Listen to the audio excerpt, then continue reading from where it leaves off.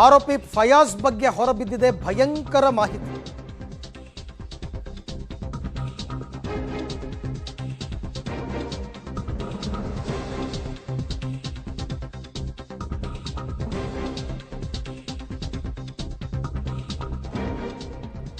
ಆರೋಪಿ ಫಯಾಜ್ ತಂದೆಯನ್ನೇ ಕೊಲ್ಲೋದಕ್ಕೆ ಹೋಗಿದ್ದಂತೆ.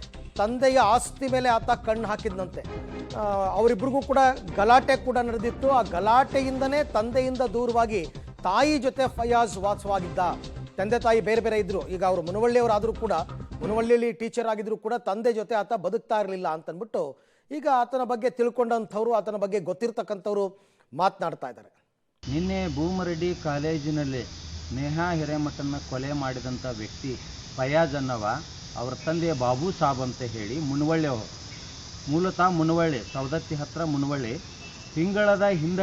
ಒಂದು ತಿಂಗಳದ ಹಿಂದೆ ನಾನು ಹೇಳ್ತಾ ಇರೋದು, ತಂದೆಯನ್ನು ಈ ಒಂದು ಪೊಲೀಸ್ ಸ್ಟೇಷನ್ ಸಂದರ್ಭದಲ್ಲಿ ಕುಟುಂಬಕ್ಕೆ ವ್ಯವಹಾರಕ್ಕಾಗಿ ತಾಯಿಯನ್ನು ಮತ್ತು ತಂದೆ ಅಗಲಿರ್ತಾರ.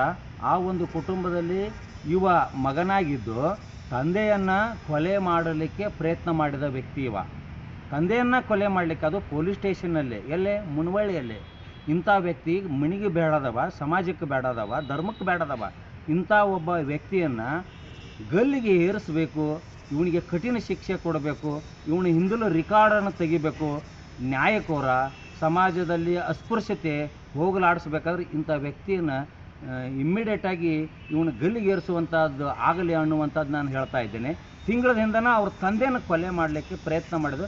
ಸ್ವಲ್ಪದರಲ್ಲಿ ಅವರ ತಂದೆ ಉಳ್ಕೊಂಡಿದ್ದಾನೆ. ಇದು ಎಲ್ಲೇ ಮುನವಳ್ಳಿ ಸ್ಟೇಷನ್ನಲ್ಲಿ ನಡೆದಂಥ ಘಟನೆ ಅನ್ನೋದು ಸ್ಪಷ್ಟವಾಗಿ ಹೇಳ್ತೀನಿ. ಇವನಿಂದ ಧರ್ಮಕ್ಕಾಗಲಿ, ಜಾತಿಗಾಗಲಿ, ಸಮಾಜಕ್ಕಾಗಲಿ ಕೆಟ್ಟ ಹೆಸರು ಬರಬಾರ್ದು.